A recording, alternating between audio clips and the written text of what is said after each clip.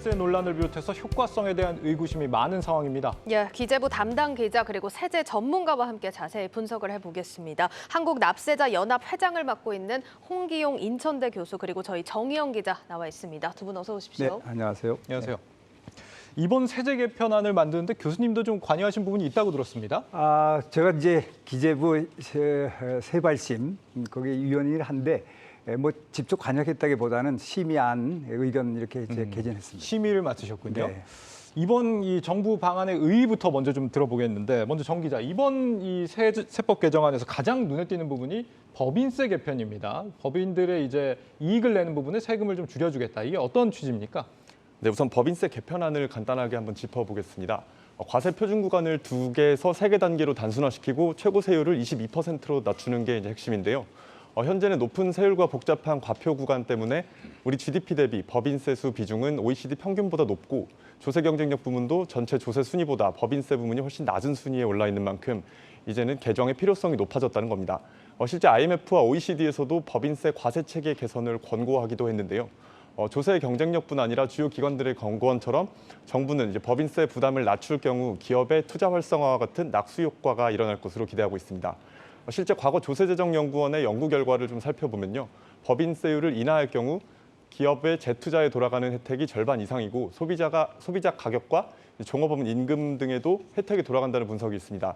결국 법인세 부담을 낮춰준다면 제품과 서비스 가격을 낮춰서 소비자에게 혜택이 돌아가고 고용과 임금 증가 등을 통해서 근로자에게 또 투자 확대 등을 통해서 협력업체에 도움이 되는 등 사회 전반에 혜택이 돌아가서 경제 활성화를 유도할 수 있을 것이라는 설명입니다. 네, 정부 방안의 취지가 이제 그렇다라는 건데 교수님, 사실 이 낙수 효과라는 게 여전히 뭐 사회 일각에서는 회의적인 시각도 있는 상황이고 또 부자 감세라는 논란도 지금 나오고 있거든요. 네. 이 법인세 인하의 효과 어떻게 좀 보고 계십니까? 네, 이게 지금까지는 그 기업의 증세를 통해서 국가 주도 복지를 좀 주안을 뒀다고 그러면 이번에는 기업의 감세를 통해서 기업 성장 동력을 키워서 민간 주도 복지로 하기 위한 대전환의 시점이다 이렇게 보고요. 예.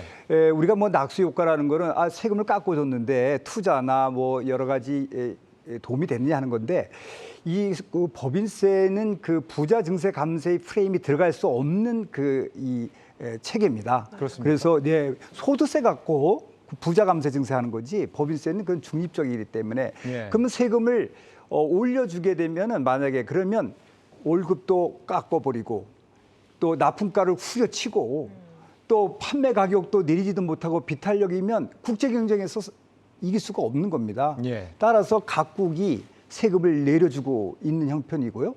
우리나라는 거꾸로 올라갔기도 했거든요. 그래서 이거를 정상화하는 과정에서 그런 다른 나라는 전부 낙수 효과가 있기 때문에 세금을 낮춰준 거고 그건 논란의 대상이 될 수가 없다. 지금 현재로서는 세금을 낮춰주는 것이 좋겠다 이렇게 보고 있습니다. 예. 알겠습니다. 자, 다음으로 좀 살펴볼 부분은 중소 중견 기업들에 대한 상속세 완화 부분입니다. 이게 가업을 물려받기 쉽게 네. 해서 어떤 기업 경쟁력을 키우겠다 이런 취지인 것 같은데 이 부분은 어떻게 보십니까? 저는 항상 기업인은 그 국가 유공자라고 생각을 갖고 있습니다. 그런 사람들은 애국자고 사람들을 직원들을 수천 명, 수만 명을 두고 계속해서 이런 그 기업을 운영한다는 것은 매우 중요한 것이고 이런 분들에 대해서 여러 가지 가업을 이어서 세금을 안 낸다는 게 아니라 그 사람이 가업을 이연받으면 나중에 다 팔고 나갈 때 그때 세금을 물리겠다는 거예요. 그 상속 시점에서 다 뺏어버리면 그 기업이 사라질 수 있습니다. 그런 면에서 보면 기업을 영속하게 하는 것이 오히려 사회 복지와 사회에 기여하는 것 크다. 그래서 이번에 그런 가업 상속에 위해서 조건을 완화하고 또 대상자를 확대하고 이런 조치는 기업 살리기에 아주 중요한 그 세제 개편안이었다. 저는 그렇게 보고 있습니다. 예. 예, 이 법인세 또 기업 상속세 부분 살펴봤는데 정 기자, 일단 우리 시청자분들께서 또 가장 눈여겨보실 부분은 역시나 소득세 부분일 것 같습니다. 이게 과표 구간을 좀 손본다면서요? 네, 맞습니다. 우선 과표 구간을 손보는 이제 가장 큰 이유는 지난 2008년 이후로 과표 구간 하단이 계속 그대로 유지되면서 15년간 이제 있었던 임금 상승분이나 물가 상승이 반영되지 못했기 때문인데요. 장기간 변화 없이 유지된 것도 문제인데 최근에 이제 원자재 값도 급등하고 그러면서 소비자 물가 상승률도 20년 만에 거의 6%대까지 치솟으면서 서민과 중산층의 세부담이 더욱 심화되기도 한 만큼 이번이 적기라는 판단입니다.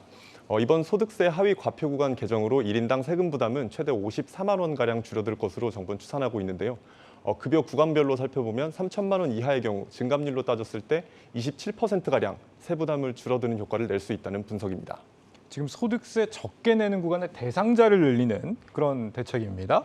교수님, 이렇게 되면 이제 물론 이제 혜택을 보는 분들은 뭐 좋긴 하겠지만 이 소득 하위 2개 구간을 뺀 나머지의 경우에는 별로 혜택을 보는 게 없지 않냐 이런 지적도 가능할 것 같은데요. 우리나라의 그 OECD에서 비교를 해보면 이 소득세 최고 세율이 12 정도로 껑충 뛰어 올라왔습니다. 그래서 이런 걸 보면 우리나라의 소득세 세율이 좀 높은 편도 속하기 때문에 전반적으로 좀 내려줄 필요가 있었는데 예. 이번에 그렇게 해주면 또 부자 감세를 한다느니 뭐 이런 여러 가지 또 비난도 있을 수 있고 해서 아마 이번에 상속세와 그런 최고 이 소득세 전제를 내리진 못했는데 그러다 보니까 5천만 원 이하, 과표 5천만 원 이하만 좀 내려주는 그런 조치를 했는데 실제로 요새는 그 여러 가지 인플레나 여러 가지 해서 보면 4,600만 원에서 1억 5천 사이의 근로자들이 상당수 차지하는 중산층에 있는데 이분들은 지금 소득세율 전혀 또 과표 구간도 손도 안 댔거든요. 예. 이 부분에 대해서 좀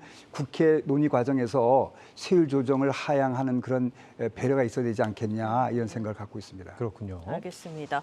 자, 교수님 또 다음으로 관심이 가장 많은 부분이 또 부동산 관련 세제 네. 부분입니다. 이게 주택 수에 따라서 종부세를 매기는 게 아니라 합산한 가격에 따라서 세를 부과하겠다 이런 내용인데 이 내용을 좀 들으면 정부가 뭐 부동산 투기를 좀 부추기는 꼴이 아니냐 이런 지적도 나오고 네. 또 종부세 내는 분들이 상위 2%다 보니까 역시나 또 부자 감세 논란이 또 네. 나오고 있습니다. 네. 이 부분은 어떻게 보십니까? 우선 이 종합 부동산세는 다른 나라에서 없습니다.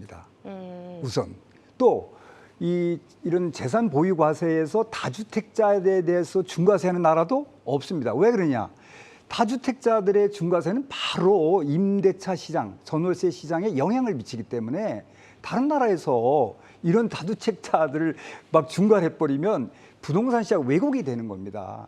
우리나라는 그 일시적인 어떤 급등하는 그 부동산을 잡겠다고 세금을 했지만 이건 비정상적인 조세 정책이었고 실제 금융 정책으로 지금 그 부동산 가격이 안정화되는 것이지 세금은 아닙니다. 그러다 보니까 조세 부담만 키우고 부동산 시장에도 안정화에 큰 도움이 안 됐기 때문에 비정상을 정상화하는 과정으로 봐야 되고요.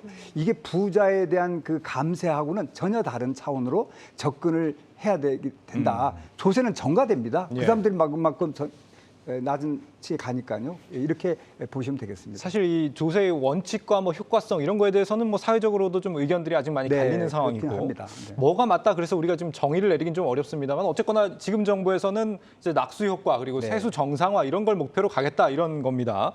문제는 이렇게 가면은 감세 일변도로 가게 되면은 재정은 어떡하냐 이런 부분이거든요.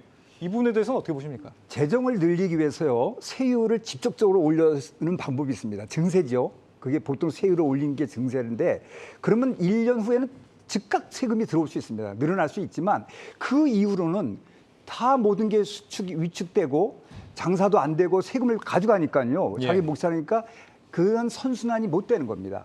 그런데 지금 현 정부는 어떻게 생각을 했냐? 기업 살리기를 하자. 감세를 통해서 기업을 살리게 하면 기업의 최첨단 기술로 성장 동력을 키우면 외국에서 돈도 많이 벌어올 거 아니냐. 그러면 지금 일시적으로 감세하면 1, 2년 내에는 세수에 조금 영향이 있어도 그래서 이번에 감세가 되는지요, 줄지요, 1년은. 그 이후로는 감세가 안 되는 거로 이번에 발표된 것처럼 예. 그 이후로는 오히려 세수가 증가된다. 그래서 세금을 복지를 위해서 아까 말했던 것처럼 국가주도 복지가 아니라 민간주도 복지로 가기 위해서는 감세를 해야 되겠다 하는 그러한 전환점에서 이번에 출발했다고 보시는 것이 맞겠습니다. 알겠습니다. 네, 세부담을 낮추면 오히려 이제 경제가 살아나기 때문에 좀 중장기적으로는 그런 선순환 효과를 선순환 노린 효과를 겁니다. 본다. 이렇게까지 여기까지 들어보겠습니다. 홍기용 납세자 연합회장 그리고 정의영 기자였습니다. 두 분 오늘 말씀 고맙습니다. 네.